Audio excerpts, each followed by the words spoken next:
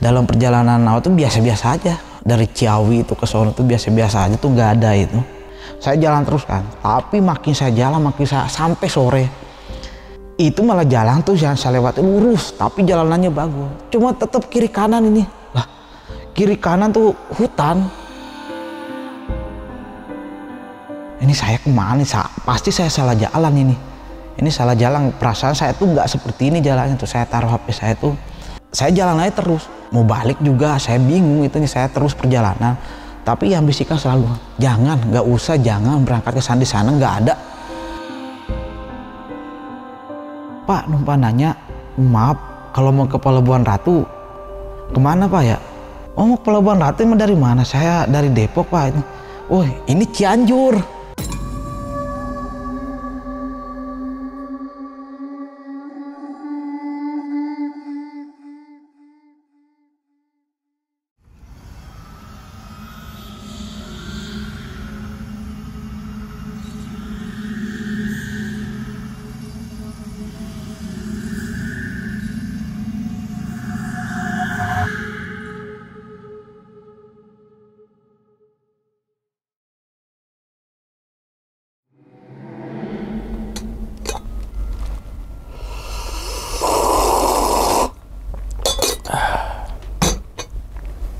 Assalamualaikum warahmatullahi wabarakatuh. Kembali lagi bersama gue Sumar Adi Wijaya atau biasa dipanggil Umang dalam segmen Ngopi Horor. Ya teman-teman semua, pada video kali ini nih atau pada kesempatan kali ini lagi dan lagi gue tidak akan membawakan sebuah cerita dan namun menghadirkan narasumber yang tentunya mempunyai pengalaman mistis ataupun pengalaman horor. Nah, di samping saya udah ada Bang Opet. Waduh, Abang, gimana kabar Abang? Alhamdulillah sehat. Sehat Bang ya? Alhamdulillah. Salam untuk teman-teman dan juga keluarga di rumah nih Bang. Iya. Nah, sebelum Bang Opet menceritakan, saya ngucapin terima kasih banyak nih ke Bang Opet karena udah jauh-jauh dari Jawa Barat nih Bang. Ya kan? Jawa Barat kan luas juga Bang. Kan? Luas. Entah itu Cirebon, entah itu mana lagi tuh ya. Ya banyak lah Jawa Barat mah ya kan. Cianjur bisa, terus Indramayu Jawa Barat ya kan. Banyak lah gitu datang-datang ke sini. Luas lah Jawa Luas Barat, pokoknya. Datang-datang ke sini untuk membagikan pengalamannya yang insya Allah di balik pengalamannya Bang Opet teman-teman semua bisa diambil pelajarannya dan juga sisi baiknya. Nah Bang, kesibukan sekarang lagi sibuk apa nih Bang?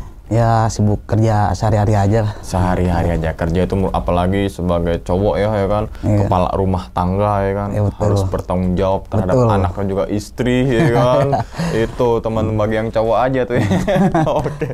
Oke Bang. Pada video kali ini, Bang Opet ingin menceritakan pengalaman saat kejadian di mana ini, Bang? Itu kejadiannya di awal, sebenarnya saya lagi mencari orang. Itu perjalanan saya itu dari Depok ke Pelabuhan Ratu. Oh. Ke Pelabuhan Ratu itu, cuman nih di dalam perjalanan saya ke Pelabuhan Ratu itu, ya kalau saya dibilang nggak masuk akal. Karena saya tuh dalam perjalanan itu tuh terasa tuh lama banget itunya, terus saya tersesat lah ceritanya. Berapa hari tersesatnya Pak? Itu kalau perasaan saya tuh saya cuma sehari. Cuman saya tuh orang tuh teman saya terus rekan kerja saya di kantor katanya saya dicari selama 5 hari. Saya 5 hari nggak kerja. Nah di situ saya bingung lah, kok 5 hari dari mana, perasaan saya tuh cuma sehari. Itu aja yang bikin saya bingung banget. Nah sampai setelah itu karena kan saya nggak mau berbicara banyak sama itunya tuh, nggak mau ngasih tahu. Akhirnya saya berbohong lah itunya. Ya saya sakit itunya. Saya bilang saya sakit makanya nggak masuk kerja.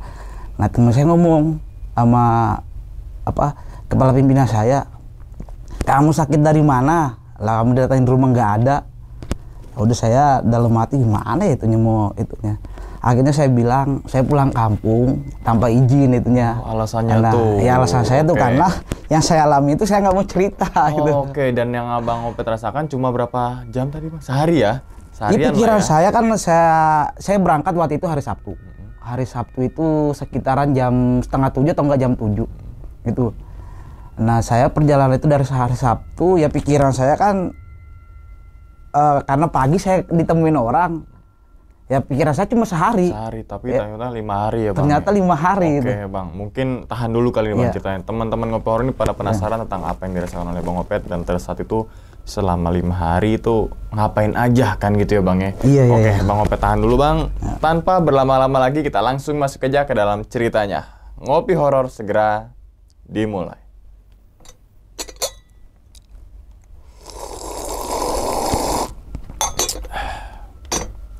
Siga.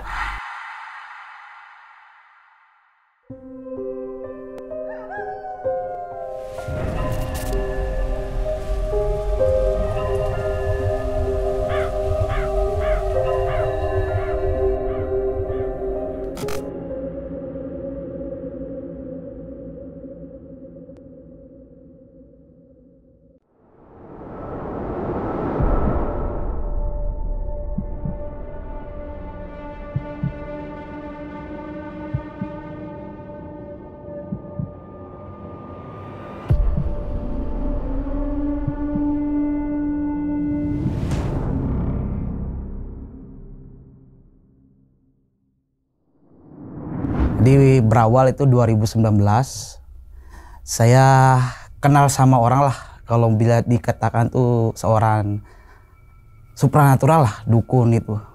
Karena dia sama-sama orang seberang sama saya. Kalau kita kan namanya orang seberang itu, orang Bugis itu kalau merantau itu, apalagi kita ketemu satu daerah udah kayak saudara, udah dianggap saudara lah.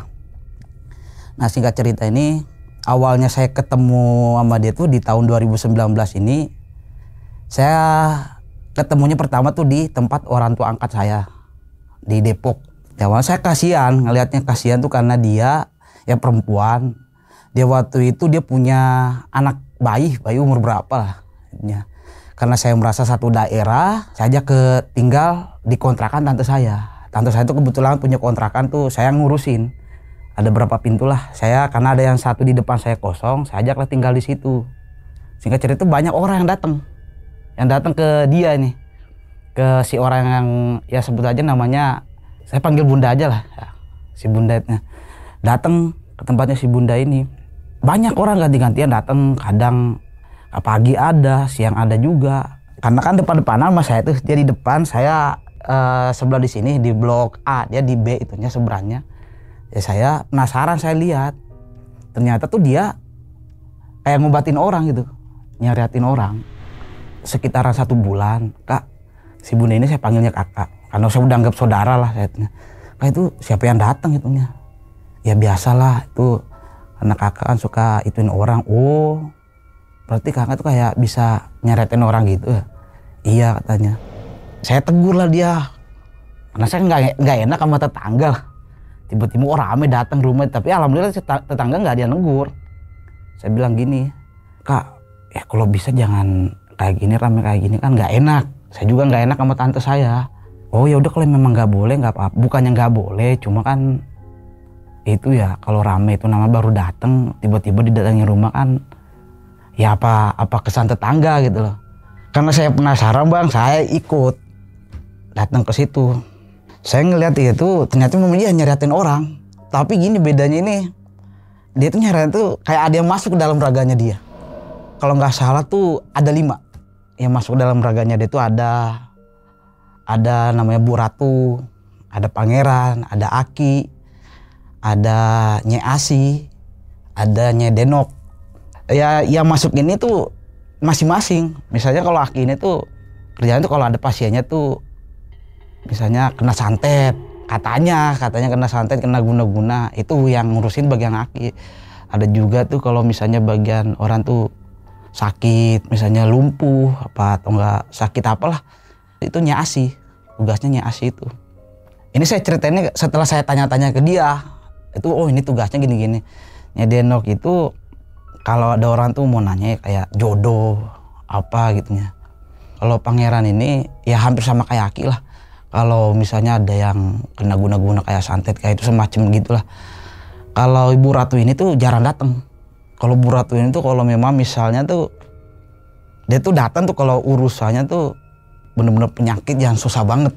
Nah di antara 5 ini memang kalau datang tuh ada itunya masing-masing. Kalau menyiasi, kalau dia datang nyiasi itu tuh harus disambut dikasih makanan siri itunya. Kalau Nyai Denok itu sprite. Makanya kadang juga saya ketawa lah, kok makhluk gaib mintanya kayak gini gitu loh. Cuma kan waktu itu saya liatin aja. Kalau si Aki itu rokok jinggo. Kalau Aki kan datang tuh hampir sama kayak pangeran itu. Ya gimana sih kayak orang kesurupan tuh kalau kemasukan itu. Kalau Ibu Ratu ini tuh kalau dia datang disuguhinya tuh air kelapa hijau. Atau enggak kalau nggak ada kelapa hijau tuh anggur yang warna hijau itu. Ya karena pun juga di sekeliling kita tuh nggak ada teguran, ya udah saya biarin aja. Saya juga nggak tahu ya urusan apa tuh tiba-tiba tuh keluarga dari tante saya tuh marah sama si bunda ini. Ya entah itu masalah uang, entah masalah nyariatin apa gimana. Itu udah berjalan tinggal di kontrakan itu sekitaran berapa, ada kali ya 3 bulan 4 bulan lah. Setelah itu bermasalah dengan tante saya tuh. Ternyata diusir bang. Nah saya cekcok sama tante saya. Jangan diusir, orang kasihan. Kasihan dia punya anak kecil tuh baru berapa bulan tuh punya bayi. Lagi pula itu masih saudara kita kok, orang sama-sama Bugis itunya. Ya namanya kalau kita Bugis namanya merantau tuh ketemu sama-sama Bugis di perantauan tuh udah kayak keluarga. Saya bilang kasihan. Nah tetep kan apaan? Itu orang nggak bener itu. Apa jangan taruh di sini? Tante jangan diginiin, kasihan itu mau di mana, dia pendapatannya apa, kasihan punya anak bayi. Karena tante saya marah-marah mulu tuh saya juga dimarah-marahin, kamu ngapain nyuruh-nyuruh ke sini orang kayak gitu. Walaupun itunya kalau orang nggak bener, mas saya bilang nggak bener gimana. Karena saya ngikutin ego saya di situ, saya bilang gini, ya udah kalau memang tante ngusir dia, saya juga ikut pergi, saya gituin. Saya kasihan ngeliat itu pun juga masih saudara kita tuh. Ya kata tante saya, udah terserah kamu kalau mau ikut. Akhirnya karena saya punya inisiatif, karena saya kasihan ngelihat dia bang itunya. Dia punya anak kecil, anaknya tuh 2. Anaknya 2 tuh, yang satu bayi tuh berapa bulan, kalau yang satu tuh udah sekitar 3 tahunan, 4 tahunan. Cuma memang waktu ke kontrakan saya tuh ada adik iparnya yang ngikut. Yang adik iparnya tuh kadang juga datang kakaknya yang nguncenin dia di situ kalau ada pasien. Nah, singkat cerita kan saya keluarlah sama dia tuh. Saya akhirnya sewain rumah Kang. Saya sewain rumah itu yang gak jauh dari tempat tante saya juga. Udah tinggal bareng lah, saya tuh nyewain satu rumah. Saya ikut tinggal sama dia. Tapi nggak tiap hari, kadang juga saya balik ke kontrakan. Walaupun tante saya tuh itu cuma kan yang penting udah keluar dia. Nah saya pun juga waktu itu belum sempet nanya-nanya suaminya di mana, nggak nanya-nanya gitu. Intinya tuh ya udah kalau setiap saya gajian, waktu itu kan dulu gajian saya tuh masih amplop lah. Udah ngambil berapa, yang penting saya masih bisa ngirimin orang tua saya. Lagi pula kan saya tinggal bareng sama dia tuh, ya makan bareng di situ. Nah singkat cerita tuh di tempat ini malah nambah rame bang. Orang yang datang, ya macem-macem lah. Ada yang sakit, ada yang minta jabatannya dipertahankan gini. Banyak petinggi-petinggi lah. Ada dari instansi ini nggak bisa saya sebutin satu persatu, pokoknya banyak. Ada juga pengusaha itunya. Tapi anehnya gini bang ya, saya ngeliatin, saya jujur namanya orang kayak gitu saya nggak percaya. Kalau saya selalu berfungsi saya tuh nggak ada yang akan bisa melebihi kekuatannya Allah. Saya selalu dipesani orang tua itu kekuatannya Allah tuh nggak ada yang bisa mengalahkan. Lihat aja itu kalau misalnya terjadi bencana, kalau Allah murka itu kekuatannya lebih tinggi, nggak ada yang bisa ngalahin dia tuh. Saya nggak itu, cuma kan makin banyak orang datang gini-gini. Tapi saya lihat ini ya, saya sih menurut tuh ngeliatin orang kayak gini tuh nyaratin orang sembuh hari itu juga, itu baru kali ini bang. Saya pernah ngelihat itu bukan datang kan kalau misalnya tergantung keluhannya orang-orang. Saya disuruh sama dia tuh jadi nguncenin dia, karena kan yang masuk dalam raganya dia ini bahasanya tuh ya gimana ya, bahasa kayak bahasa dulu gitu. Jadi karena saya agak ngerti dikit, kadang-kadang kan pasien nanya nih apa gimana, dia nggak ngerti saya, kadang saya yang ituin, yang bantuin. Dia ngurut lah bang, dia ngurut. Saya ngeliatin sendiri tuh ngurut itu, cuma diurut itu yang nggak ada berapa ya, nggak nyampe setengah jam lah. Habis diurut itu ditiup itu betisnya. Saya jujur, saya ngeliat mata kepala saya sendiri, itu varisesnya yang gede-gede itu tuh perlahan-lahan hilang. Orang itu tiba-tiba bisa diri kan, normal itunya. Nah dalam hati saya mungkin karena punya kelebihan banget ya, orang itu akhirnya banyak yang datang. Itu nyias itu kan, itu tuh dia bisa ngurut tuh sampai 3 hari 4 hari loh. Ya kalau secara normal kan manusia nggak mungkin dong, sehari aja nggak bakalan kuat. Nah ada lagi yang penyakit yang tangannya ya kayak lumpuh lah, nggak bisa gerakin. Diurut sama dia hari itu juga sembuh, diurut sama nyasi itu doang. Itu paling dia kasih minyak, nggak tahu minyak apaan itu. Mungkin ada persediaannya dia tuh, dia ngurut, ditiup, habis itu normal. Pernah juga ada orang yang datang tuh, orang tuh kayak susah jodoh gitu. Susah jodoh tuh, kalau susah jodoh tuh nyai jendenok yang kalau dia datang tuh disambut pakai Sprite. Itunya mintanya tuh disuguhin Sprite. Kalau nyai jendenok ini tuh biasanya tuh ya karena saya udah pengalaman yang ngeliatin dia tuh biasanya tuh kalau ada orang minta jodoh tuh pasangannya itu ada yang seneng sama orang ya mungkin pelet kali gitu bang ya. Nah cuman dia nggak boleh kalau Nyai Denok itu nggak boleh ngasih kayak pelet itu, karena si bunda ini melanggar tuh kalau ngasih kayak gitu. Misalnya nyantet orang, ngasih pelet orang tuh melanggar hitungannya dia. Sempet berpikiran ini mah kayak menduakan Allah lah, ini kayak ginian mah itunya. Oh banyak orang kayak gini, tapi kan saya nggak lumrah denger orang itu ya dukun ada yang kayak gini. Nah dalam hati saya mungkin inilah kayak tempatnya orang tuh kayak dukun mencari-cari gituan. Kalau Nyai Denok ini tuh aneh ya, Nyai Denok itu tuh kalau datang tuh ketawa. Saya jujur ketawanya tuh ya saya nggak pernah dengar suara kuntilanak ya, nggak pernah dengar. Pokoknya ketawanya tuh bikin merinding, cekikikang gitu tapi panjang. Tapi saya pernah diginiin, udah tenang aja. Saya kan namanya itu saya malu maka tetangga takutnya didengar. Saya bisikin itu yang masuk ke dalam tuh. Saya bilangnya jangan kenceng-kenceng nih tuh. Udah nggak usah, coba kamu keluar. Tanya orang di luar ada nggak yang dengar suara, nggak bakalan dia denger. Padahal suara itu kenceng banget, nggak bakalan dia denger. Oh ya udah saya diemin aja kan. Ya, saya juga nggak enak orang-orang yang itu kan. Cuma kalau saya mau ngomong tuh diem-diem, nggak enak ada pasien tuh denger. Nah singkat cerita tuh berjalannya itu saya semakin banyaknya orang. Akhirnya saya udah terbiasa lah, mungkin jalan rezekinya dia. Karena yang datang-datang itu tuh ya adalah kan, itu mungkin setelah diobati tuh ngasih. Cuman si bunda ini nggak boleh minta duit. Karena apa? Kalau dia minta duit bang ada ganjarannya lah. Ganjarannya kalau si bunda ini minta duit, misalnya pasien dimintain duitnya habis diobatin nih. Ganjarannya apa tuh? Dia tuh kayak dihukum. Saya jujur kan saya ngeliat sendiri. Dihukum tuh kayak dia nggak bisa bangun. Itu kata kakaknya tuh udah biarin aja. Saya kaget kan ngeliat itu. Ini kok begini? Pasti kalau dihukum tuh pingsan. 3 hari 3 malam nggak bangun.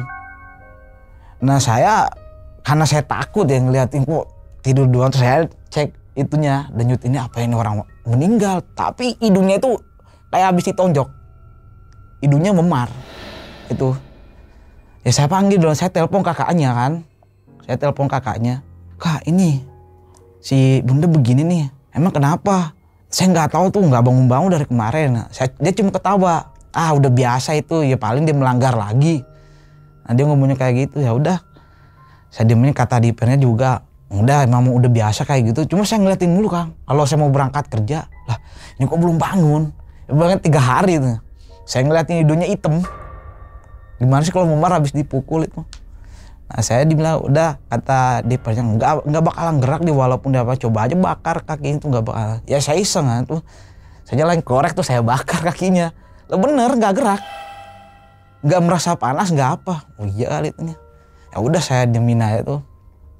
Nah sampai berjalannya waktu kan ini orang ini saya selalu berpikir ya kok bisa ya ini ada yang begini semuanya berhasil, makanya mungkin pasiennya datang banyak.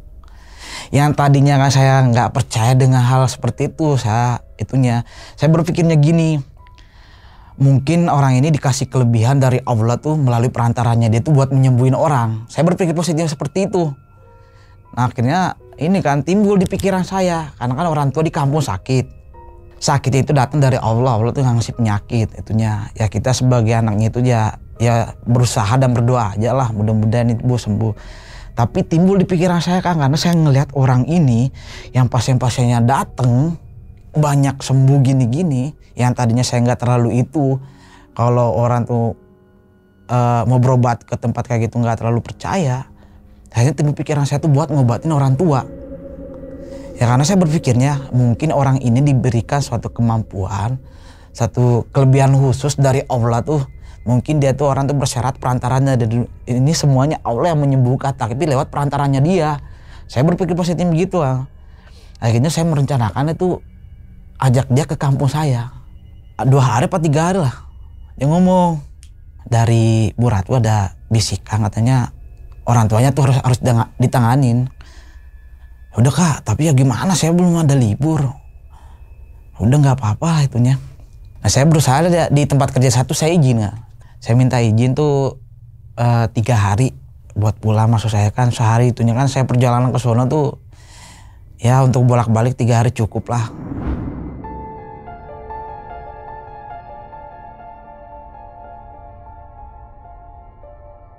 Nah singkat cerita tuh kita berencana lah pulang kampung itunya.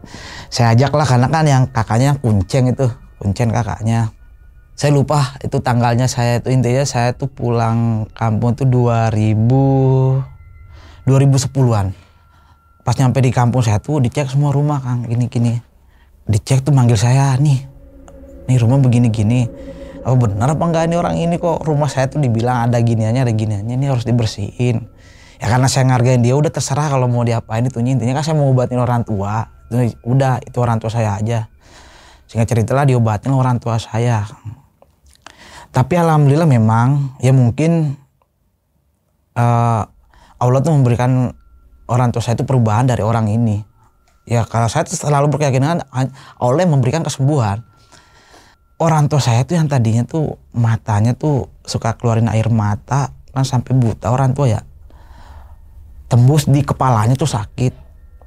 Nah gara-gara si bunda ini tuh yang bikin tuh kepalanya tuh udah gak sakit semenjak diobatin sama dia tuh. Sampai sekarang ini yang bikin dia tuh, saya bilang dalam hati mungkin karena alhamdulillah mungkin tuh Allah memberikan kesembuhan melalui perantara dia nih. Nah singkat cerita kan rumah saya jadi rame di kampung. Yang datang banyak dari kabupaten mana, mungkin dari mulut ke mulut ya. Karena ada orang tuh bertanya gini-gini. Saya ingat banget tuh dia yang diobatin tuh perutnya gede. Waktu itu yang ngobatin Aki sama Bu Ratu yang masuk. Tapi memang alhamdulillah itu perut kempes. Agak berubah kecil tuh. Nah itu kelapa itu suruh dibelah, dibongkar. Ini di kampung saya nih ya, cerita di kampung saya tuh. Ya kelapa setengah tua lah, nggak muda, nggak itu kelapa sedang lah. Dibelah, ternyata kelapa itu tuh isinya tuh udah kayak nanah. Dalam kelapa itu. Nanah, air kelapa itu nanah. Busuk bau banget tuh, ada rambutnya, ada itunya. Terus cangkang kelapa itu yang batoknya ya. Itu kayak gosong itunya. Disuruh sama dia tuh nanti dibuang. Mau dikali atau enggak dibuang di laut, di antara itu tuh itunya tuh. Itu lama tuh di kampung. Waduh, saya kan kerja ya itunya, mikirin itunya. Sedangkan pasien tambah banyak. Saya telepon ngasih tahu saya belum bisa balik karena masih ada perlu. Sekitar hampir 1 bulan.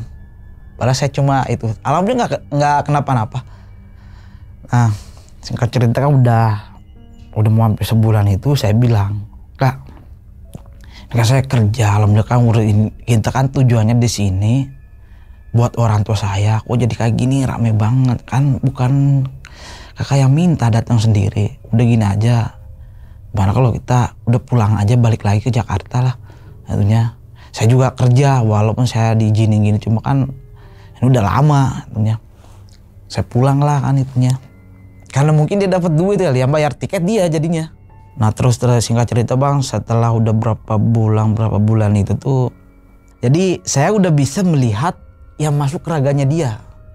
Kan yang tadi 5 yang saya sebutin itu setelah saya dari kampung itu ya. Jadi karena saya udah terbiasa nguncenin dia tuh gini-gini, nah temenin pasien itu, saya udah bisa ngelihat itunya. Kalau Aki yang masuk, saya bener-bener tuh ngelihat tuh Aki.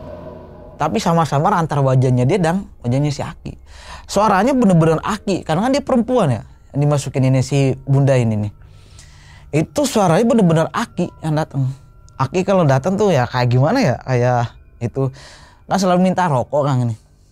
Aki itu kalau minta rokok tangannya tuh kayak gini tuh, rokok saya selipin rokok di situ tuh. Dia kadang ngerokok tuh jatuh di tangannya dia. Nah, katanya si Aki tuh, nih ambil ininya sisanya ini, kan jatuh di sini. Nanti kalau Aki pergi nanti si Bunda marah-marah nanti tuh, karena kebakar tangannya tuh. Iya bener kan, kalau si Aki itu keluar si Aki itu baru ngerasa tuh, ngeliatin tangannya pada melepuh. Itu bekas rokoknya si Aki kali itunya. Kalau si Nyedenok ini tuh sosoknya kayak perempuan, cuman saya ngeliatnya cantik. Kerjanya tuh kalau dia datang tuh sisiran minta sprit, kasih sprit gitu ya. Kalau Nyi Asi nenek-nenek yang mintanya tuh. Saya jujur kan, saya ngeliat itu bener-bener nenek-nenek, mukanya keriput. Kalau apalagi kalau lagi ngurut dia, saya kelihatan banget kan saya temenin. Nyai nggak capek apa ngurut, saya gitu kadang saya gitu. Mulutnya agak miring gitu dia tuh. Kan suka gini tuh. Kalau Nyi Asi itu dia ngomong enggak, ya emang nggak ada capeknya. Tuh, ya saya bilang tuh kadang ngurut tuh 3 hari 4 hari. Nah kalau Pangeran kayak tinggi, kalau Pangeran tuh datang. Tapi dia tegas ngomongnya. Dia tuh suaranya kayak lantang banget lah. Kalau Aki bener-bener aki-aki banget. Yang saya nggak, karena jarang lihat Ibu Ratu, nggak pernah nampakin itunya. Nah ternyata ya berjalannya saya jalani usaha seperti ini orang ini udah mulai nggak jelas nih. Si Bunda udah mulai kabur-kaburan, kadang pas yang datang tuh kadang nggak diurusin.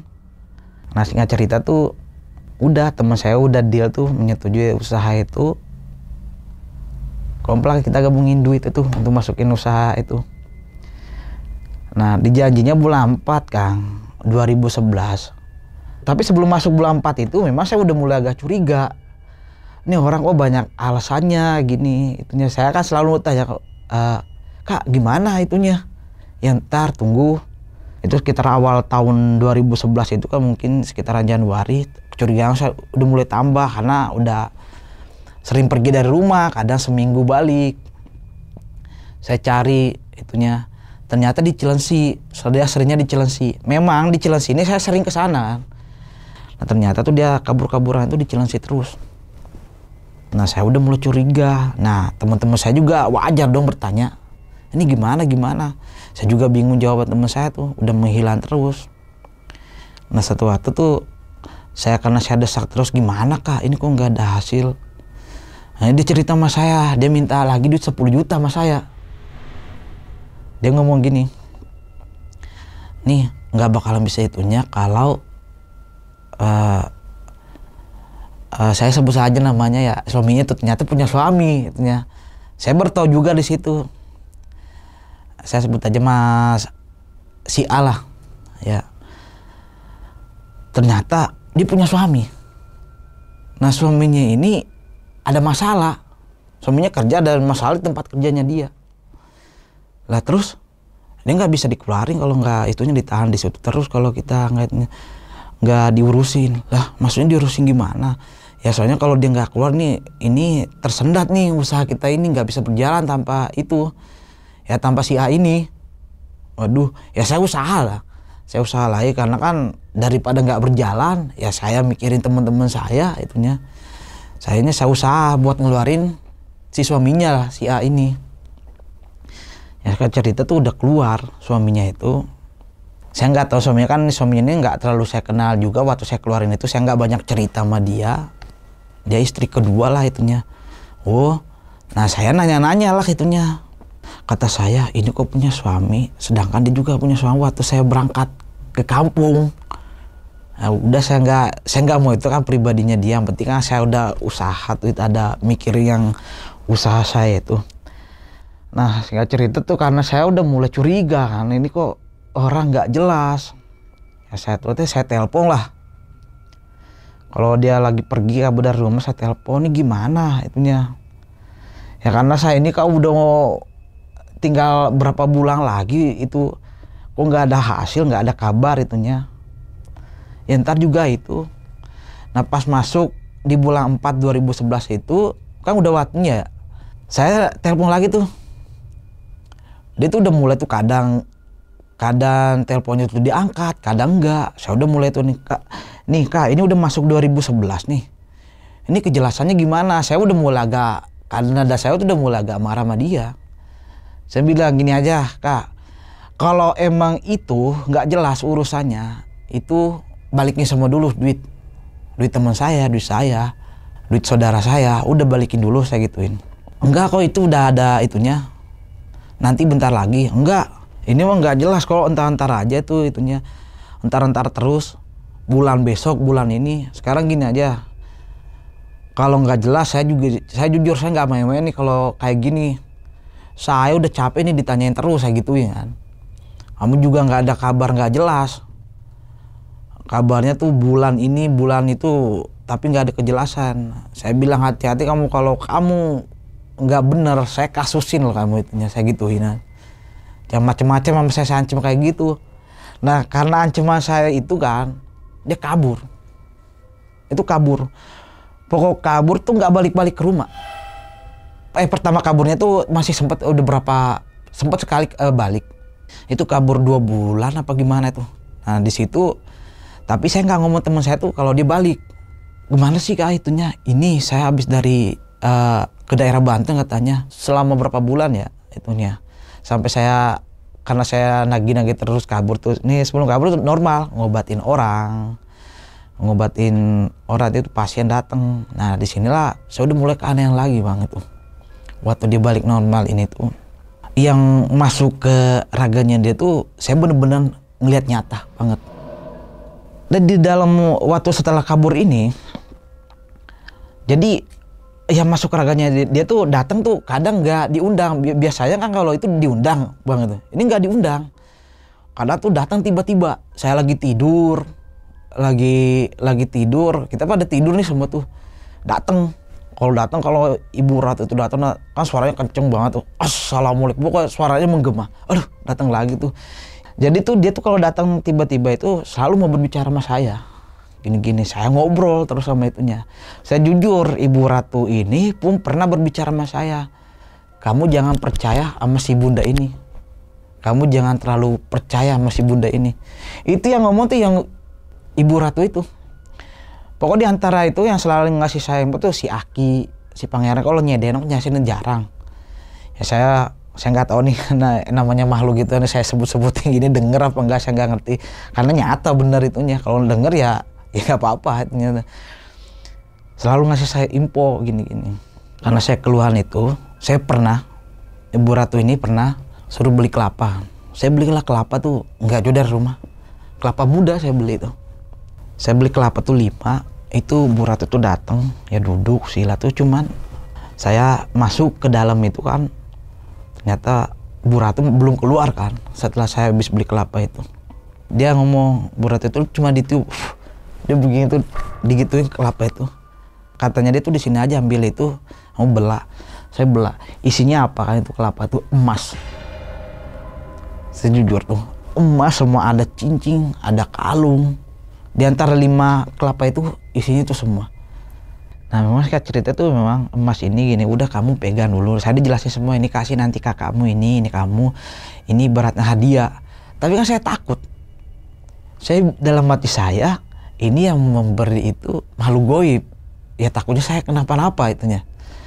Udah pakai apa? Udah nggak usah mikirin itunya, Bu Ratu. Ya udah, cincin tuh saya itu ya, karena saya suruh bungkus kain putih. Saya di tempat yang misalnya dekat Al-Quran, saya itunya, saya ngikutin dia terus. Kalau cincinnya suruh pakai, cincin itu banyak yang mau. Nah kamu dapat cincin dari mana? Bahkan seorang petinggi di tempat kerjaan saya tuh minta itu. Cuma saya jawab, nggak bisa, ini pemberian, itu dikasih, kayak nggak enak kalau dikasih orang tuh. Enggak, ini. Karena kan saya dibilang tuh, kalau cincin itu buat kewibawaan katanya, gini-gini. Jadi setelah emang saya pakai cincin itu, orang tuh ngeliat saya tuh beda itu. Cuma saya balik lagi, hal kayak gini apaan itunya. Nah kacar itu saya ngomong ke itunya, saya ngomong ke si bunda ini, Kak bisa panggil ibu nggak itunya. Panggil lah ibu. Emang ada apa enggak, saya mau nanya. Panggil lah ibu tuh, datang si ibu itu, ketawa doang, udah pakai aja itu, pokok berguna buat namanya, nggak usah ditunya. Cuma karena saya mengeluh terus karena mikirin usaha ini. Ternyata segitu banyak emas itu, ada cincin, ada kalung gede-gede. Ibu ini bilang, saya disuruh jual emas ini buat balikin duit itu, terus buat ganti duit saya. Cuma ada syaratnya di situ. Tapi kan saya nggak percaya, ini bukan emas asli ini kan itu dalam hati. Tapi apapun yang ada dalam hati saya tuh pasti dijawab nih yang masuk ke raganya dia tuh. Dia ngomong gini, kamu ke istana emas kamu tuh masih mungkin di toko emas ya. Kamu kalau nggak percaya, ini dicek, digesek, dia ngomong gitu. Digesek lah, dicek itu benar apa enggaknya. Tapi satu, itu sama aja kamu gesek badanmu sendiri. Lah saya tambah takut. Lah dalam hati saya, ini sama kayak kita minta itu tuh kita jadi tumbal nih karena saya gesek diri sendiri. Lah saya nggak mau. Terus dia ngomong gini, udah nggak apa-apa, nanti juga ibu yang nyembuhin kamu. Maksudnya kan kalau misalnya saya sakit apa gimana nanti disembuhin. Tapi saya nggak mau, tetap saya nggak mau. Ya masalah saya urus sama teman saya tuh nanti ada jalan daripada kayak gini. Saya bilang ini jalan nggak bener dalam hati saya. Saya nggak mau itu, saya simpen aja tuh emas-emas itu. Suruh kasih adik saya, kakak saya nggak mau ngasih juga tuh.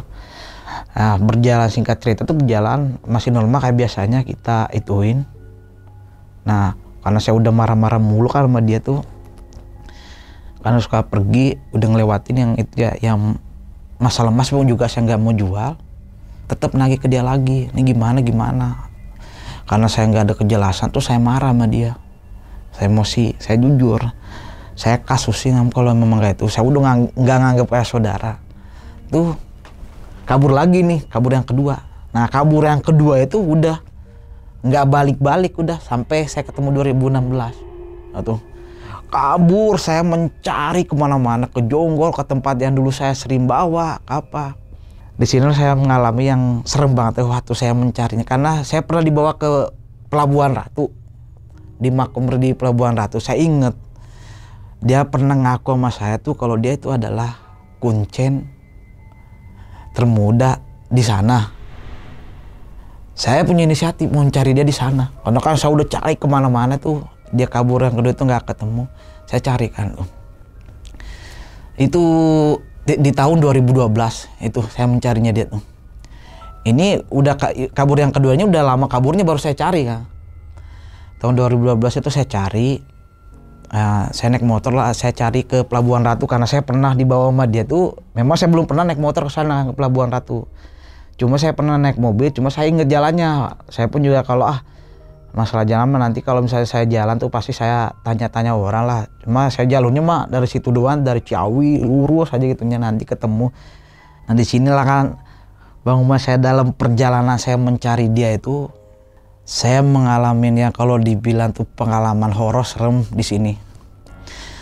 Saya mencari, saya tuh berangkat hari Sabtu sekitaran jam 7 kalau nggak setengah 7, jam 7 saya berangkat.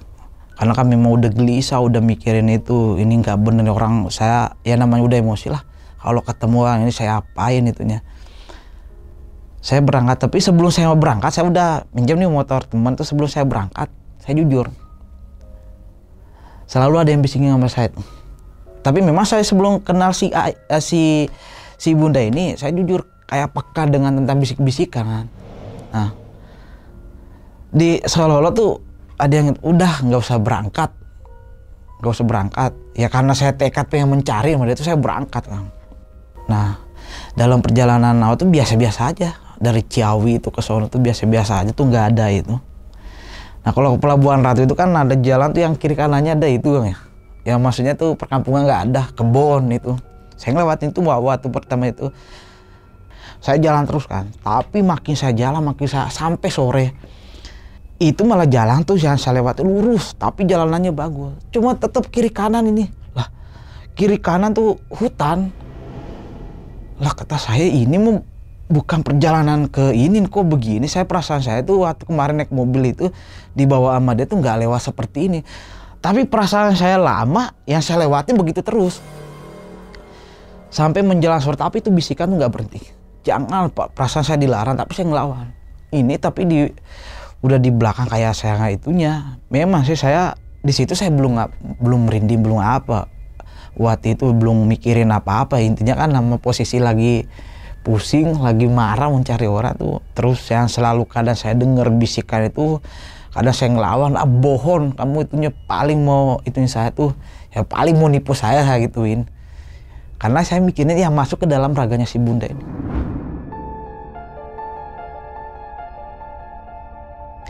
Nah cerita kan tuh sore tuh udah mulai sekitar ya udah mulai maghrib lah. Masih yang saya jalani seperti itu. Saya sempat berhenti tuh, saya turun di motor, tapi saya nggak turun dari motor. Saya keluarin HP saya tuh, saya mau ngubungin teman saya tuh, mau nanya ke itunya. Lala HP saya tuh nggak bisa nyala bang. Ya udah kan nggak bisa nyala tuh, saya juga bingung. Saya ngeliatin jalan depan, masih jalan aspal, tapi ya masih nggak ada kehidupan itunya. Ini saya kemana? Pasti saya salah jalan ini. Ini salah jalan. Perasaan saya tuh nggak seperti ini jalannya tuh. Saya taruh HP saya tuh, ceritanya tuh saya jalan terus kan. Tapi aneh itu jalan tuh lurus terus. Perasaan ada beloknya juga itu kan waktu kayak itu. Ini yang saya lewati lurus terus. Nah itu ngecet tuh ngelewatin maghrib lah. Mungkin maghrib karena saya nggak dengar suara azan, nggak ada suara apa tuh. Itu udah gelap, udah mulai gelap itunya. Saya jalan belum ketemu sama sekali tuh. Sampai saya jalan aja terus. Karena mau dia main mau balik juga saya bingung itunya, saya terus perjalanan. Tapi yang bisikan selalu nggak usah berangkat ke sana nggak ada. Itu antara cuma, tapi jujur jelas denger banget. Apa pikiran saya doang, apa saya lagi halu apa gimana, cuma bisikan itu jelas itunya.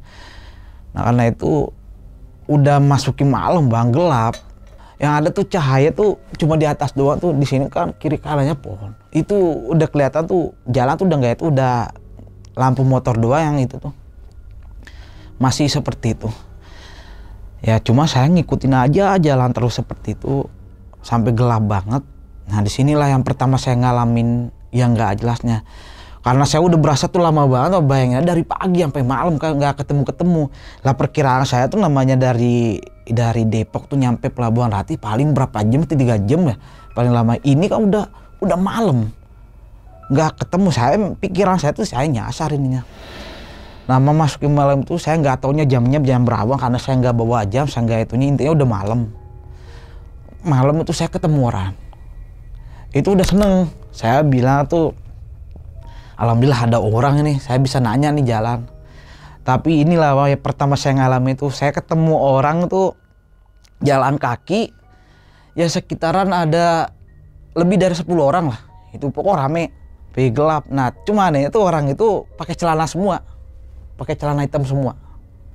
Pakai celana hitam, celana pendek hitam, segini semua, nggak ada yang pakai baju. Ya dalam hati saya kan mungkin habis berkebun tuh, karena di atas kepalanya tuh kayak ada yang dibawa. Kayak ada yang dibawa tuh sih, itu dari jauh saya ngelihatnya. Cuma semakin saya mendekat, oh enggak, itu ternyata itu kepalanya. Cuman apa ya, kepalanya itu kayak apa sih, kayak bentuk kayak rambut jabrik tapi tinggi. Pas itu kan saya mau nanya, mau berhenti. Saya berhenti, ngelewatin dikit jalannya dia kan ini dia pinggir jalan, terus saya lewatin dikit, terus saya berhenti karena saya mau nanya. Pas lewat samping saya bang, itu saya nanya. Ini pertama ini tuh takutnya luar biasa itu. Waktu saya mau nanya, bang permisi, itu ngeliatin ke saya semua. Lihat apa? Itu matanya kayak apa ya? Ini merinding saya cerita. Ini kalau saya cerita merinding kayak apa ya? Kucing kalau disenterin matanya kan nyala itu. Itu kayak gitu, cuma gede. Matanya tuh gede bulat kayak segede bola kastik apa? Enggak, kalau kastik kegedean itu pokok bulat, ya segede bola pingpong lah. Itu matanya lah saya tuh, itu serentak bareng tuh begini, enggak saya takut. Saya teriak, astagfirullahaladzim ya Allah ya Rabbi. Saya langsung istighfar tuh, takutnya itu motor saya starter langsung jalan itunya. Nah saya bilang ini bukan orang yang saya lihat, itu masih merinding itu. Itu ya kagetnya minta ampun karena saya namanya baru ngelihat hal kayak gitu bang. Itu saya nggak seumur-umur nggak pernah itu takutnya saya luar biasa tuh. Ini jantung saya tuh udah itu sambil saya istighfar terus jalan tuh, saya jalan terus itu saya udah nggak mikirin jalan, pokoknya intinya saya jalan. Ada karena kenceng banget saya bang, itu sekitar berapa kilometer. Saya jujur nih, di sebelah kanan saya ada yang terbang. Yang terbang itu mau saya bilang kunti, saya nggak pernah ngeliat kunti, cuma kan kayak ada sayapnya, kayak ada kayak Batman gitu kali ya. Cuma warna merah, badannya gede banget. Itu kayak mungkin ada tanduk itunya kali itu yang itu. Setelah saya ngeliat itunya, saya ngebut lagi tuh. Nah cuma dia ini yang sosok yang hitam gede ini tuh kayak merah tuh kayak terbang itu ngikut sama saya bang, ngikutin saya. Saya kenceng, dia kenceng juga mau ambil saya begini tapi nggak bisa. Itu dalam hati astagfirullah terus teriak. Cuman ya Allah saya bilang ini, apa yang saya bisa itu saya baca itu dalam hati. Karena saya udah nggak itunya tuh, akhirnya saya berhenti. Saya berhenti tuh mau lihat itunya. Ini apa sih sebenarnya, ada jalan yang lain nggak selain itunya tuh. Saya berhenti kan ini. Berhenti itu juga cuma jauh itunya nggak mendekat saya. Cuma saya ngeliatin saya tuh nih. Duh kalau saya ceritain itu tuh gimana ya. Yang tinggi ini yang ngikutin dari setelah saya melewatin itu. Kayak marah ngeliatin dari jauh tuh natap, badannya gede. Ya gedenya mungkin ya sekitaran 3 meter kali 2 meter ya gitu loh. Kayak ada tanduknya, itu kayak ada sayapnya di belakang itu. Kalau saya gerak ikut gerak, ngikutin. Udah saya mau balik gimana, saya udah lanjut terus. Nah di dalam hutan saya nggak dengar suara apa-apa, hening pokoknya. Cuma yang makhluk-makhluk itu doang, saya nggak tahu itu apa. Yang tadinya kan saya nggak percaya, saya kan namanya tuh orang kan banyak cerita.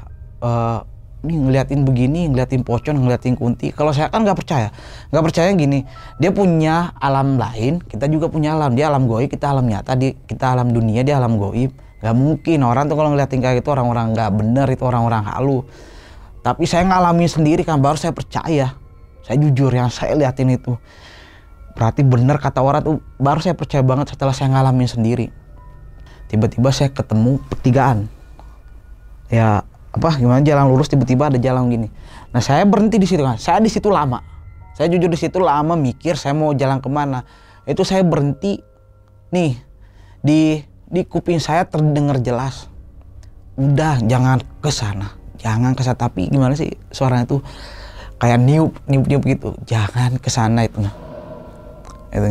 Nah saya berhenti kan itu di pertigaan. Di pertigaan itu dari jarak berapa meter ya ada pohon gede. Di depan itu saya lihat banget karena sama-sama kan udah gelap banget. Saya udah nggak tahu itu jam berapa. Mungkin kali antara karena udah gelap banget jam 10 jam 11-an kali. Saya nggak tahu jam berapa. Itu di pohon itu mungkin yang dibilang tuh orang kali kunti kali ya. Cuma saya nggak ngelihat muka, nggak ngelihat apa, cuma diri. Apa itu benar kayak sosok orang apa gimana? Cuma diri menghadap belakang, cuma begini mukanya tuh. Cuma saya nggak ngeliat karena ketutup rambut. Itu langsung saya tutup muka, astagfirullahaladzim. Itu tambah rasa takut saya ngeliat kayak gitu karena saya udah mulai takut banget. Ya saya mau kabur kemana? Ya saya yang lewatin jalan saya juga kayaknya nyasar saya ini. Saya mau balik mau seperti apa, udah gelap kayak gini. Ya udah saya pasrah ngikutin. Itu cuman istighfar terus. Saya apa yang saya bisa tuh saya baca terus. Nah kalau waktu kunti saya ngeliat tuh nggak serem sih karena apa? Cuma diem cuma begini. Saya udah nggak itunya. Di pertigaan itu ada ke kanan, ada ke kiri. Nah yang ke kiri ini kan, itu saya ngeliat ada rumah. Saya bilang ini pasti ada kehidupan karena ada rumah. Cuma rumahnya tuh kayak rumah kebo, kayak rumah panggung, panggungnya pendek. Itu ada balainya di depan. Cuma nggak ada cahaya, nggak ada lampu. Saya bilang saya mau ikutin jalan ini karena ada rumah. Kalau sebelah kanan saya nggak ada ngeliatin apa-apa kan. Cuma jalan doang. Cuma saya dibisikin jangan ke sana. Tuh dalam hati pun saya kadang disuruh ke kanan. Cuma saya nggak percaya bisikan itu. Ini mah yang itunya selalu berpikir saya tuh. ya masuk ke raganya si bunda ini. Paling dia ngomong jangan ke sana karena saya nggak mau si bunda, mungkin dia nggak mau saya ketemu si bunda itu karena saya lagi cari. Saya ngambil ke kiri lah, itu ke kiri ngelewatin rumah itu. Saya sempat ngeliat ke kiri rumah tapi kok nggak berpenghuni. Tapi waktu saya belok ke kiri ini kan suasananya udah beda. Itu perasaan saya tuh ada kehidupan di situ, kayak rame. Gimana sih kalau ada perkampungan? Perasaan saya tuh dikira saya ada orang di itu, tapi nggak ada, cuma perasaan saya karena perasaan rame. Yang saya setelah lewatin pertigaan itu jalannya nggak selebar yang segede yang saya lewatin waktu pertama. Nah cuma tetap aspal. Saya kelihatan banget ke aspal itu kiri kanannya itu. Nah saya jalan kan, saya ngelewatin turun dikit itu, saya kucing lewat itu saya. Kucing tapi palanya gede. Nih saya mikir ini kucing hutan ini, karena palanya gede. Tapi kan saya bilang ini kucing badannya dia tuh kayak segede anjing, ketahui palanya gede itu kucing itu. Akhirnya saya gini bang, inisiatif. Ini kalau saya nggak mau itu, saya mau nyari tempat yang ada tuh itunya, karena saya daripada saya lanjut perjalanan itu, saya mau nyari tempat tuh yang saya bisa buat istirahat. Saya timbullah di pikiran saya tuh di sini, ya Allah, diberikan petunjuk jalan terus saya mau keluar ini. Kalau memang saya ada salah, saya minta maaf gini-gini. Terus karena saya udah pasrah itunya, yang ini ngikutin terus, saya lanjut perjalanan, tiba-tiba motor saya mati bang. Itu motor mati tuh, itu di situ rasa takut itu timbul lagi yang luar biasa. Disitulah saya sampai baca Al-Fatihah. Al-Fatihah tuh karena mau menghilangkan rasa takut itu, saya baca Al-Fatihah sambil teriak. Saya baca Ayatul Kursi sambil teriak karena saya takut dua yang sosok yang ngetem ini. Itu motor teman saya itu kan kadang bisa diselah, kadang bisa di starter, kadang bisa kadang nggak bisa. Saya selah, saya nggak bisa itunya tuh. Saya baca doa tuh, baca Al-Fatihah, teriak tuh ayat kursi tuh, mulai agak tenang itu saya tuh. Ya Allah, saya jadi inget keluarga semua ini. Kenapa saya kalau saya hilang di sini gimana kok ketemunya kayak gini semua? Saya pikiran saya tuh, ini bener nggak yang saya lihat ini, apa kehidupan apaan ini? Saya udah, nah nggak lama setelah saya jalan itu saya dengar suara ayam. Suara ayam tuh itu seneng banget. Saya dengar suara ayam tuh pasti ada kampung. Nah saya pasti ada kampung, berarti yang saya lewat ini bener. Karena ada suara ayam, pasti ayamnya orang, mungkin subuh kali ini udah kata saya tuh. Suara ayam sama anaknya cicit itu kayak jalan lah itunya. Saya udah usahain motor saya tuh kan udah nyala nih. Dengar suara ayam itu saya terusin terus, malah makin menjauh, tapi saya ngikutin bang, ngikutin suara ini. Dalam hati saya tuh, ini petunjuk kali ayam itu tuh kan, kok suaranya nggak berhenti, nggak lama berhenti tuh suara ayam tuh. Saya ngikutin aja tuh, ngikutin perjalanan terus. Tiba-tiba mogok lagi motor. Saya bilang bensinnya apa gimana ini motor ya kan. Nah tapi kan saya nggak mungkin, karena kan sebelum saya tanya kan bensin saya pulin. Mau kalau Megapro kan kalau dipulin tuh itu nggak terlalu boros banget lah itunya. Alhamdulillah tuh dari kejauhan, kan habis turunan tuh setelah ketemu kucing itu agak nanjak dikit, saya lurus terus. Dari kejauhan saya ngeliat cahaya motor, itu kedengeran jelas suaranya. Itu rasa takut itu kayaknya tuh udah ada tuh plong banget. Rasa takut itu udah nggak ada. Saya ketemu orang ini udah pasti ada perkampungan, pasti akan saya keluar dari hutan ini karena ada motor. Karena sepanjang saya dari siang itu sampai malam merasa nggak pernah ketemu orang, saya nggak pernah ketemu orang naik motor. Ini saya ketemu, ini bener nih udah. Nah delala apa tuh banget tuh motornya tuh. Saya berhenti tuh ngikuti nungguin. Saya mau berhenti maksudnya mau nanya terus mau minta tolong. Itu pas lewat kenceng banget. Itu naik motor laki, itu motor, tapi motor api itu kayak motor dulu, kenceng banget. Tapi yang naik motor itu saya lihat itu orang, temu bayangan dua bentuk orang tapi hitam, kenceng banget. Wah kata saya kenceng banget nih orang. Saya teriak, berhentiin, teriakin bang itunya, enggak berhenti, kenceng banget jalannya itu. Nah saya lihat ke belakang itu dengar, sedangkan sepertigaan saya lewatin bang itu kan, harusnya kan itu saya setelah ngeliat ke belakang itu udah nggak ada itu motor itu. Udah yang tadinya saya rasa lega itu udah aneh ini itunya. Jalan lagi ada tanda-tanda lagi bang, karena saya ketemu warung. Saya ketemu warung tuh, kata saya udah, saya bisa nanya orang, bisa itu, saya bisa istirahat di warung. Saya pengen ngopi dulu itunya. Tapi saya nggak ngopi gara-garanya apa? Saya ketemu warung itu, saya beli aqua lah, saya mampir. Teh, beli aqua. Nih orangnya diem aja, belakangi saya. Nah setelah belakangi saya, nunduk ini. Dalam hati saya nih, ini orang apa? Ini tukang warung belagu amat, orang mau beli. Kayak gini amat ini ngelayanin itu. Beli itu teh. Saya dikasih aqua, cuma nunduk diem doang. Saya kasih duit 5.000. Pikiran saya kan aqua itu 3.000 harganya. Waktu itu saya bilang, saya nungguin kembalian. Saya bayar, saya jujur nih. Saya ingat banget tangan itu. Tangannya 3 jari-jarinya. Ngasih saya aqua itu. Yang tadinya niat pengen ngopi karena dia diem. Nah saya juga agak dalam hati saya, gimana sih orang kita mau beli. Nah terus sebelum saya berangkat saya mau nanya, teh kalau saya mau ke Pelabuhan Ratu lewatnya mana ya? Itu diem doang, nunduk. Ah, penjual apa kayak gini banget ini orangnya nih. Saya habis minum tuh jalan bentar. Masalah jamnya tuh saya udah nggak tahu. Pokoknya intinya gelap. Saya turun itu aja. Tapi kan kalau di warung ada itunya, ada lampunya, lampu yang kuning. Itu ada lampunya dia tuh. Itu saya udah jalan berapa meter itu. Saya kali ini yang mogok paling lama yang terakhir nih. Mogok paling lama tuh. Cuman walaupun saya masih ngeliatin itu rasanya udah nggak takut, Bang. Ini motor kan saya standar 2 itu motor. Saya duduk, tas saya buka kan ada aqua di sini tuh. Saya buka. Nih nggak tahu itu tangan apa bener apa tangannya yang di sebelah sini karena kan saya lihat dia gerak.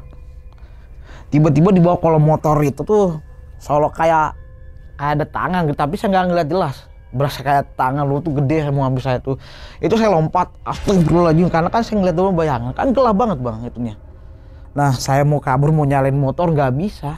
Udah saya diem itu, saya ngeliatin di sana masih dia ngeliatin satu muka marah itunya tuh. Saya nggak mau ngeliatin itu, motor saya geser agak miring biar mata saya sebelah sini nggak itu. Saya kaliin itunya nggak bisa nyala. Saya bilang, saya udah pasrah caranya. Nih jujur aja saya dengar bisikan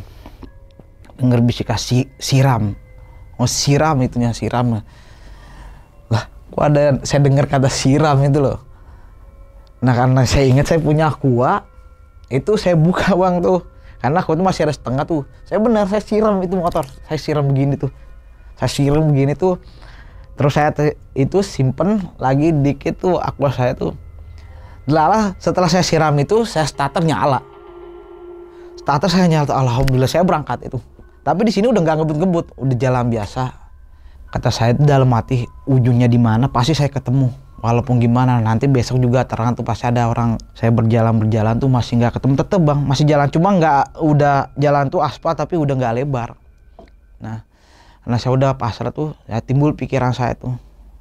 Saya ingat kata-kata orang tua saya tuh gini. Itu yang pertama saya omong itu. Nggak ada kekuatan yang melebihi kekuatannya Allah Subhanahu Wa Taala. Saya itu. Saya ingat saya jadi inisiatif karena saya udah pusing Bang, udah takut, rasa takut bercampur, udah namanya pusing juga mau nyari orang. Udah saya berhenti standar do motor saya itu, tas saya buka kan aku masih ada, saya taruh di atas motor. Saya bilang saya mau sholat tahajud ini pasti udah malam, saya mau sholat itu aqua karena tinggal dikit karena saya habis siram itu. Saya bodoh banget, mungkin nggak ada 3 kali saya pakai wudhu itu. Saya nggak tahu itu mau kiblat mau apa, yang penting saya sholat tuh, saya doa tuh, saya jujur doa tuh. Di dalam doa tuh saya doa gini, ya Allah, nggak ada kekuatan yang melebihi kekuatanmu, nggak ada kuasa yang melebihi kekuasamu tuh, ya Allah. Tunjukkanlah saya jalan dari ini ya Allah itunya. Nggak itu kalau memang saya punya salah tolong ampuni saya ya Allah. Pokoknya saya minta petunjuk lah. Alhamdulillah yang mas segala-galanya ya Allah. Saya dalam doa saya tuh. Itu tapi memang gimana sih kalau habis sholat tuh, kalau kita khusyuk habis sholat kan kayak tenang pikiran. Itu saya tenang pikiran Bang setelah sholat itu. Setelah itu saya duduk tuh gini, pegangin dengkul saya. Kalau saya nyari orang tuh rasa kesel itu sama orang yang saya cari ini juga udah mulai hilang. Intinya agak tenang lah pikiran saya. Saya udah itunya. Rasa takut udah nggak ada. Intinya insya Allah pasti ada jalan itunya. Saya pasti besok ketemu siang juga saya itunya tuh. Setelah saya sholat itu tuh saya istirahat tuh sekitar ada kali setengah jam. Saya Bismillah tuh sebelum berangkat tuh Bismillah tuh saya berangkat jalan. Nah itu saya jalan itu kan kayak tuh udah mulai ada penerangan, kayak dalam mati saya mungkin udah subuh kali ini. Tapi saya ngeliatin pandangan ke depan terus. Karena kenapa saya ngeliat pandangan ke depan? Karena saya mau lihat tuh ada perkampungan apa enggak di depan. Karena ini bener-bener belantara saya lewati, nggak ada lampu, nggak ada apa, nggak ada tiang listrik, yang ada tuh pohon terus. Saya jalan, cuma yang gak senengnya saya tuh, saya nggak tahu ya, mungkin saya habis tenangin pikiran saya tuh habis sholat ini tuh minta petunjuk itu. Tiba-tiba memang udah mulai gimana tuh kalau malam menjelang subuh tuh udah mulai ada itu. Ada terang, pohon-pohon juga udah nggak, saya udah mulai kelihatan daunnya tuh nggak mulai gelap banget. Udah jalan terus. Nah, saya jalan tuh ngelewati turunan, turunan panjang tuh turunan itu. Makin terang menjelang itu kalau saya memperkirakan karena saya nggak ngelihat jam itu ya mungkin sekitar udah mau setengah 6 apa jam 6 kali udah mulai terang. Udah pohon saya udah meliatin, yang tambah senangnya lagi itu saya jalan tuh udah ngeliatin orang, saya ngeliatin orang satu, bapak-bapak. Nah inilah yang bapak-bapak ini nolongin saya tuh. Nggak tahu tuh dibawa karung, entah dia mau ngarit, entah mau apa tuh mau ke kebun. Itu saya turunan tuh kiri kanan itu udah nggak kebun kayak kebun cabe, itu udah kebun lah. Ada pohon juga sih gede itu, cuma udah 1-2 nggak kayak yang saya lewatin. Saya ketemu bapak-bapak itu, saya nanya, Pak, numpang nanya, maaf kalau mau ke Pelabuhan Ratu kemana Pak ya? Oh mau ke Pelabuhan Ratu emang dari mana? Saya dari Depok Pak. Ini Cianjur. Lah kaget saya, Cianjur. Ya bener Pak, salah jalan kali. Ya saya lewatnya dari Ciawi ke kanan Pak, itu mau ke, ini enggak, ini Cianjur. Nih berhenti dulu nih, kesini dulu. Udah saya tuh nggak jauh dari saya ketemu sama dia tuh, dia ngajak saya tuh ke rumah warga lah. Nah di situ saya udah mikir ini bener-bener udah nggak nyasar saya ketemu. Cuma saya kaget nih kenapa di Cianjur. Loh kok Cianjur Pak? Ya emang Cianjur ini itunya. Nah saya ketemu di situ ditolongin orang. Ya karena saya dibawa ke rumah orang tuh saya disuguhin air, dikasih air teh itunya. Cuma saya masih bingungnya kenapa saya di Cianjur. Oh ini mungkin saya tuh nyasar, udah diam aja dulu di sini. Tapi di situ kan saya merasa badan tuh berat banget, merasa capek banget, perut tuh berasa lapar. Sedangkan dalam perjalanan tuh nggak saya ngerasa seperti itu. Ini waktu saya diketemu yang warga doang tuh saya berasa tuh capek banget itu. Badan tuh kayak sempoyongan tuh dikasih air, saya udah senang lah dikasih air. Nah setelah itu karena saya udah tahu Cianjur, ya udah saya bilang, yaudah Pak makasih ya Pak ya, saya pamit dulu. Nih jangan dulu kok, mungkin katanya tuh bapak itu ngeliat saya linglung. Kamu kenapa itunya? Enggak Pak, itunya udah Pak makasih ya Pak ya, itu saya habis minum. Enggak, jangan pulang dulu, itu kamu kayak orang bingung, nanti kamu nggak tahu jalan nyasar lagi. Enggak Pak itunya. Nah dia manggil orang bisa, ada orang itu nggak tahu saudaranya dia, tetangganya dia tuh, dia ituin saya. Nah nggak tahu itu seorang ustadz punya pakai songkok yang hitam itu. Ya bapak ini tuh ngomong, mau pulang kemana emang? Nih kalau bisa jangan pulang dulu. Loh enggak Pak, saya mau kerja besok, jangan. Nah, nih kamu tuh ada yang ngikutin banyak banget. Lah saya bilang apaan? Nah, itu dalam hati. Enggak Pak, karena saya besok mau kerja, saya harus pulang. Enggak, kalau bisa jangan dulu itunya. Saya enggak, itu udah istirahat aja dulu karena memang capek. Saya itunya, saya disuguhin makanan, malu nggak malu Mas, saya makan karena saya lapar banget. Ya udah saya makan, ya karena saya pun juga ditahan mulu jangan pulang dulu. Akhirnya saya istirahat Bang di situ, istirahat karena saya jujur berasa lelah banget rasanya, capek banget. Saya tidur tuh bentar, setelah tidur tuh saya bangun. Nah bapak yang itu saya ada istrinya, udah bangun tuh bapaknya lagi itu. Bapaknya mana Bu? Saya tanya. Saya bilang, saya mau pamit kan, Bu makasih ya, saya bilang saya udah mau pulang, saya mau pulang itunya. Nah kata bapaknya kan datang, kata bapak jangan pulang dulu, nanti tunggu tunggu Pak Ustadz siapa tuh, kayak Ustadz lah, tunggu dulu nanti tuh. Memang ya udah saya tunggu tuh, saya dikasih air Bang. Saya dikasih air, suruh minum. Nih saya dibilang udah baca Al-Fatihah tuh minum, sama suruh cuci muka. Udah. Nah di situ setelah itu karena saya berasa tuh udah nggak terlalu capek, udah nggak lapar kan, udah istirahat. Saya udah minta pulang, tapi dia masih ngelarang kalau bisa suruh nginep. Itu aja dulu sini. Saya bilang nggak bisa Pak, karena besok saya kerja. Nah karena saya kekeh minta pulang, karena saya mikirnya mau kerja, karena pikiran saya udah nggak masuk kerja nih, karena kan saya izinnya hari itu sehari doang tuh, ini sampai besok paginya tuh. Udah hati-hati di jalan, banyakin istighfar itu, karena banyak yang ngeganggu situ, banyak yang ngikutin. Dalam hati saya udah nggak Pak, saya mau itu dulu. Nah udah dikasih jalan mau pulang, saya mau pulang karena saya takut kejadian yang saya alami lagi, takut nyasar. Akhirnya saya minta tolong. Saya minta tolong ke orang, Pak ada nggak yang bisa nganterin itunya dari Cianjur ke Depok. Waduh nggak bisa, ini mah kan ini udah tahu jalannya Puncak nggak? Oh iya saya udah pernah ke Puncak. Nah ini deket nih, nanti paling kalau dari sini mah ke Puncak tuh setengah jam lah. Saya bilang karena saya masih takut ngalamin kejadian lagi nyasar, tetap saya minta tolong ke orang. Akhirnya adalah orang tuh nolongin saya. Awalnya dia nggak mau, saya bilang. Akhirnya saya keluarin kartu saya tuh, ini saya orang itu kok. Saya itu takutnya kan dia nggak percaya sama saya. Saya keluarin kartu saya. Oh kerja di Depok Pak itu? Iya. Minta tolong anterin saya, nanti saya kasih ongkos. Saya kasih Bang waktu itu 100.000. Dianterin saya sampai naik ke Puncak. Nah saya bilang, ini bukan Puncak nih. Ini Puncak kok itunya. Enggak. Ya mungkin waktu itu kali saya halu kali, karena saya lihat itu ini bukan Puncak, ini benar Puncak. Ya, saya bilang udah kita ke atas lagi dulu. Nah, saya bawa ke atas. Dia bawa motor karena saya nggak itu. Karena kan saya takutnya kan dia tahu jalan kalau ke Puncak tuh. Udah ke atas dulu itunya. Nah pas ke atas tuh ngelewati, iya itu Puncak Pak. Oh saya baru nggak, oh ya nih ini Puncak nih. Nah sampai di atas itu saya ajak ngopi Bang itunya. Saya bujuk lagi, Bang bisa nganterin saya ke Depok nggak Bang? Pokoknya nanti baliknya, ya saya bilang saya kasih itulah. Terus saya kasih ongkos buat pulang, saya gituin. Karena dalam hati masih takut Bang, takut kejadian yang semalam saya alamin itunya. Aduh Pak saya nggak bisa Pak, karena saya juga mau kerja, besok mau ke kebon juga. Pak minta tolong nanti saya ituin. Saya jarang ke Depok Pak itunya. Ya udah kan nggak mau itu, ya udah makasih Pak ya itunya. Diantarin saya, dia balik. Terus saya lanjutin ngopi.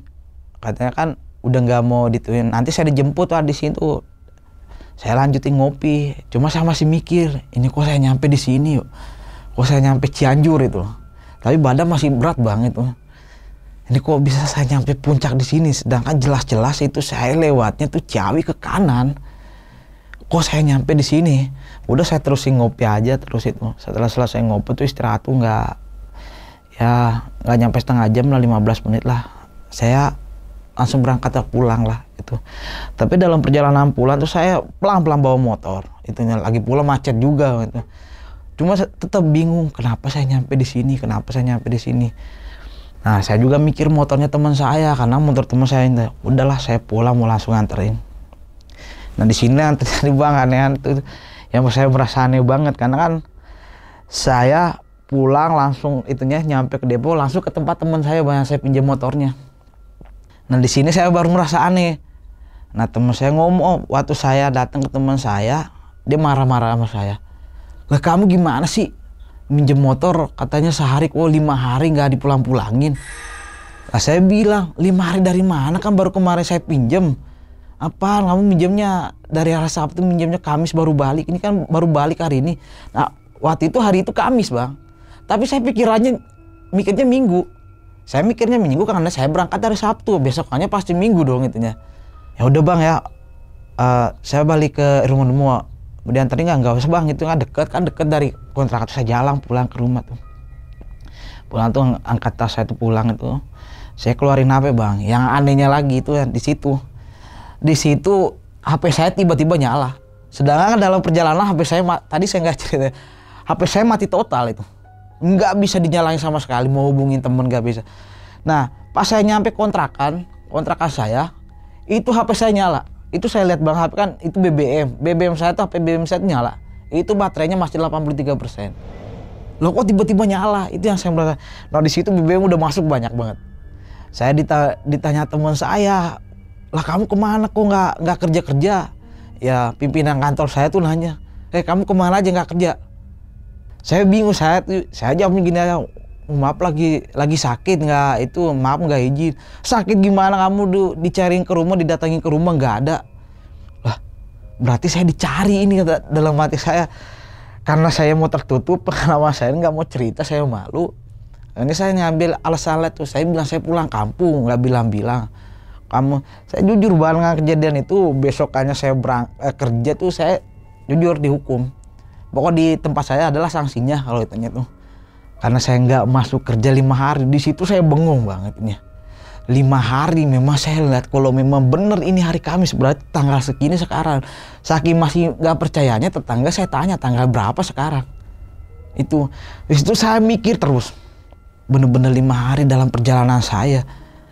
Sebelum berangkat kerja malamnya, saya jujur bang itu yang sosok warna hitam itu ikut. Itu saya ingat banget. Saya malam tuh mau tidur di pojokan, kan kontrakan saya tuh 3 petak, di pojokan depan itu nongol ngeliatin saya tuh. Saya liatin, yalah ini ngapain ikut ini. Nah saya mikir kan itunya. Cuma kalau setiap saya baca doa, saya tenangi pikiran tuh udah nggak ada, hilang. Lah ini kok ada gini ya. Cuma kan saya masih masih mikirin kenapa saya bisa begini gitu loh. Nah setelah itu bang, saya mulai itu ya ibaratnya saya jalanin hukuman saya lah itunya di kerjaan. Setelah itu saya normal balik. Cuma di kantor tuh saya katanya saya kebanyakan bengong. Kata orang tuh sampai teman gue bilang, lu bengong mulu, awas lu sambet nanti lo. Tapi perasaan saya nggak bengong biasanya, cuma saya mikirnya gini. Saya masih mikirnya tuh jujur bang. Setelah kejadian itu ada kali sebulan saya terus berpikir tuh kenapa saya bisa 5 hari. Karena saya tutupi, saya juga nggak mau cerita, saya nggak mau berbagi cerita sama orang. Nah, lagi pula teman saya pun juga yang ada urusan masih ada nanya saya pun juga nggak terlalu nanti urusannya itunya. Nah, dalam sebulan itu orang pun juga pernah ada tetangga saya ngomong gini, bang kok ngomong begini beda gitu lah. Ya kenapa itunya? Ya mungkin kata saya tuh, mungkin saya terlalu banyak mikirin itu orang-orang jadi negur saya. Kok begini. Nanti timbul pikiran saya bang, saya main ke orang tua angkat saya yang pertama ketemu si bunda ini. Karena memang orang tua angkat saya orang bisa. Itu bang. Nah orang tua angkat saya ngomong gini, kamu dari mana gini-gini, kamu tuh nih kamu harus mandi. Saya nggak tahu kan dia orang bisa juga. Ya yang tadinya mas saya nggak percaya gitu-gitu, saya ngikutin aja bang. Karena kan saya jujur kan. Ngeliatin itunya, termasuk orang tua angkat saya ini yang saya ceritain, yang saya alamin. Ya dimandiin lah sama dia, dalam mungkin orang bisa mandi seperti itu. Nah memang di situ setelah saya dimandi itu agak tenang, mungkin agak linglung saya itu udah mulai berkurang gitu. Cuma di pikiran saya masih ingat saya tuh yang 5 hari itu, kenapa saya 5 hari itunya. Nah orang tua angkat saya tuh ngomong, kamu tuh diikutin gini. Nih ada yang di tubuh, di punggungmu ada yang dalam hati saya pantas. Saya selalu merasa berat, mungkin begitu kali itunya. Yang tadinya saya nggak percaya hal seperti itu bang, jadi percaya karena saya ngalamin itunya. Tapi benar setelah dimandi itu alhamdulillah badan tuh enteng, seger, udah enggak itu. Saya balik normal tuh, kan udah jalanin hukuman, udah kerja biasa, udah normal kerjaan saya. Selalu di situ saya udah terlalu peka bang, hal-hal seperti itu. Jadi entah di kantor saya jujur kadang ngeliat itu. Nah, makanya kan terus bisikan selalu ada. Nah, terus yang ini, yang sosok hitam ini selalu datang. Itu pun kalau aktivitas saya dikala lagi tenang, mau tidur, mau apa tuh pasti datang itu bang. Itu setelah itunya. Nah, tapi ini datangnya tuh malam dikala tenang. Makanya saya tuh selalu main game tuh biar enggak apa. Kalau saya kesibukan ada, saya nggak bakalan ngeliat itu, nggak bakalan dateng itunya. Nah tapi ada tanda-tandanya kalau mau datang itu, kalau cuacanya lagi panas banget, saya malam tuh panas banget, nggak bisa tidur, pasti tuh datang. Itu pokoknya tanda-tandanya. Nah di Bogor ini kan saya udah 3 tahun bulan tinggal di Bogor. Yang saya ceritakan waktu di Depok, setelah saya nikah kan di Bogor. Nah di Bogor ini saya pernah didatangi 2 kali juga, datang di 2 kali. Di Bogor kan saya dibawa kaki Gunung Salak bang, itu dinginnya minta ampun, kan siang pun dingin. Tapi kalau mau dia datang itu saya gerah banget, panas banget. Tapi saya nggak pernah cerita ke istri saya, nggak moodnya. Nah cuman setelah saya dimandiin tuh bang, itu memang saya ngeliat tapi udah nggak senyata yang awal saya itu. Saya ngeliat tapi itu kepalanya doang jelas tuh, ke bawahnya kayak bayangan doang, udah nggak sejelas itu. Cuma nggak sering datang. Itu kalau dulu nih sebelum di Bogor tuh sering datang pokoknya. Pokoknya itu intinya tuh saya nggak cerita semua, intinya pokoknya dikala saya mau tidur diem itu pasti datang. Kalau di Bogor ini 2 kali karena anak saya masih bayi kan bang itu ya. Kadang saya mau lawan dia tuh. Kadang saya lawan tuh gini, ngapain ngikutin saya tuh? Ini yang sebelum di Bogor nih, yang di Depok. Karena datang karena saya kesel bang. Pernah itunya saya lagi tidur, ada guling, ada sapu di itu, saya saking keselnya saya kok didatangi kayak gini terus. Saya ambil sapu, ngapain lu datang-datang ke sini terus?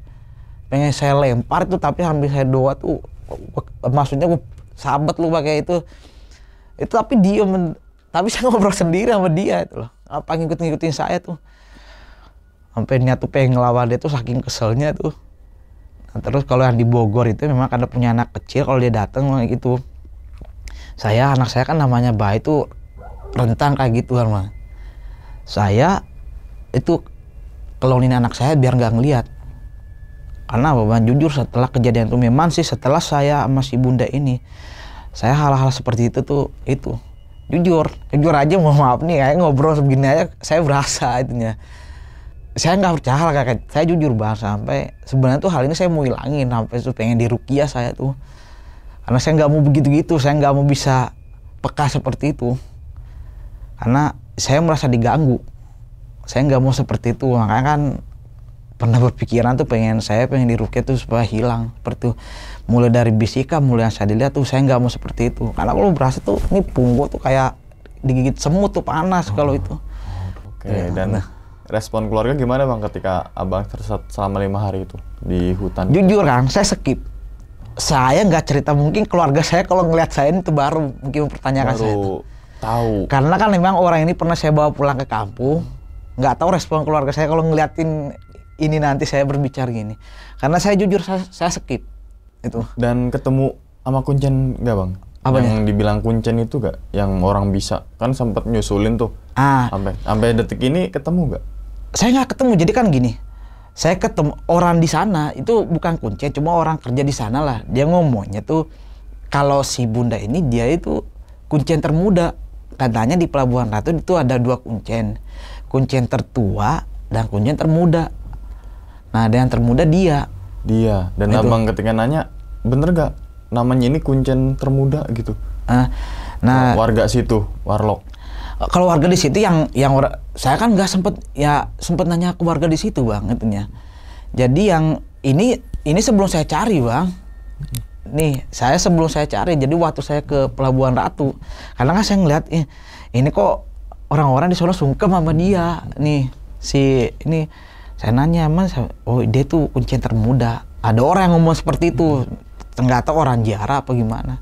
Ya udah saya ituin aja, oh berarti memang bener itunya gitu Ibu Ratu kali ya. Saya gitunya, cuma kan saya bilang nggak ada, itu orang penipu semut yang ngaku-ngaku gituan, nggak ada. Berarti sampai sekarang detik ini dari tahun 2010-an berarti ya? 2009 kan awal pertemuan gitu ya? Pertemuan. Terus kemudian ada sedikit crash kan gitu kan, sampai akhirnya di tahun 2023 sampai abang cerita ini belum ketemu itu. Iya. Oh ini bang. Apa tuh? Ini saya belum cerita nih. Nih saya nyasar ini, saya ketemu jawabannya di tahun 2018. Gimana tuh bang? Karena memang setelah saya pulang ke rumah itu, karena saya trauma bang gitu-gitu, saya stop berhenti kan. Cuma di 2018 itu saya dengar kabar dari tetangga suaminya yang dia kabur bareng. Oh ini saya sebut aja namanya si B. Ini si B pulang ini. Lah, saya dapat info dan saya balik. Saya datang ke dia itu apa? Nah saya tanya, tegas marah sama dia. Kamu selama ini kemana? Kabur kemana? Kamu tahu nggak saya tuh dibikin seperti apa? saya tuh bertanggung jawab semua itu. Enggak Pak, saya mah gini. Enggak, saya mau nanya kamu kemana itunya. Saya di Cianjur. Di Cianjur mana? Kampung, saya lupa tuh kampung apa namanya tuh. Di Cianjur di mana itu? Pokok lewatin puncak katanya ke bawah. Lah, itu timbul di pikiran saya. Ini apa? Jangan-jangan tuh saya disasarin tuh ada yang ngasih saya petunjuk nih ke Cianjur. Karena orang ini ternyata kaburnya ke Cianjur, Bang. Itu. Cianjur. Iya. Waktu saya nanya suaminya tuh, dia tuh selama saya cari itu ngumpetnya di Cianjur. Dia kabur itu. Nah, makanya kan saya timbul pikiran saya, jangan-jangan saya nyasar itu, saya dikasih petunjuk tuh di situ di Cianjur. Nah, ternyata bener juga, dia tuh di Cianjurnya di puncak lewatin dikit tuh turun tuh di situ. Cuma kan saya nggak itu nanya itu karena memang saya udah mau stop pencariannya dia, takut ngalamin hal-hal seperti ini. Cuma saya berpikir kayaknya jawabannya ini nih, saya nyasar sampai ke Cianjur itu. Itu Bang ya. Nah, ternyata tuh yang larang saya tuh jangan ke Pelabuhan Ratu, di sana nggak ada. Mungkin bener dia selalu bisikannya dia, cuma saya mungkin ego saya nggak percaya sama dia. Karena saya pikirannya itu kali mungkin. Iya ya, semoga aja cepat ketemu lah Bang dengan si itu ya yang menyebabkan kerugian abang lah gitu kan. Dan untuk teman-teman semua nih yang masih percaya dengan hal-hal apa ya, dukun dan sebagainya itu, ya. Gimana Bang? Pesan saya tuh kepada itunya, jangan terlalu percaya dengan hal-hal seperti itu. Ya, jangan percaya dengan dukun apapun, diajak seperti apapun. Pokoknya intinya jangan ya mau maaf nih ya, saya sebutnya oknum lah. Enggak semuanya, jangan percaya dengan oknum yang seperti itu, yang ngakunya bisa ini bisa itu. Itunya jangan terlalu, intinya jangan terlalu percaya hal seperti itu ya. Karena kalau kita percaya dengan dukun berarti kita telah menduakan Allah Subhanahu wa taala. Karena memang benar nggak ada yang bisa melebihi kekuatan dari Allah itu ya. Iya, pokoknya kalau minta apa-apa teman-teman semua gampang kok, berdoa aja. Berdoa, sholat, dan ya udah dibarengin dengan usaha. Betul. Jangan cuma berdoa, sholat tapi usaha kalian nih nggak ngapa-ngapain cuma diam aja, enggak, tapi dibarengin dengan usaha kita dan seberapa semangat kita untuk mencapai impiannya tersebut gitu ya Bang ya. Ya udah Bang, berhubung nih video deh panjang banget nih Bang, sampai nyimak dari awal sampai akhir, tapi alhamdulillah nih Bang Opet ini sampai akhirnya udah balik lagi lah Bang ya selama 5 hari saat itu. Ya udah teman-teman semua, terima kasih banyak nih Bang Opet. Dan ingat teman-teman semua, cerita dari Bang Opet ini bukan untuk nakut-nakutin teman-teman semua ketika menjalani kehidupan ataupun yang lainnya, tapi ambillah sisi positifnya dan buang sisi buruknya. Sekian dulu pada video kali ini, dan nantikan video-video gue berikutnya. Hal gaib itu muncul ketika sugesti kita buruk. Wassalamualaikum warahmatullahi wabarakatuh. Selamat beristirahat. Terima kasih banyak Abang. Alhamdulillah. Bungkus.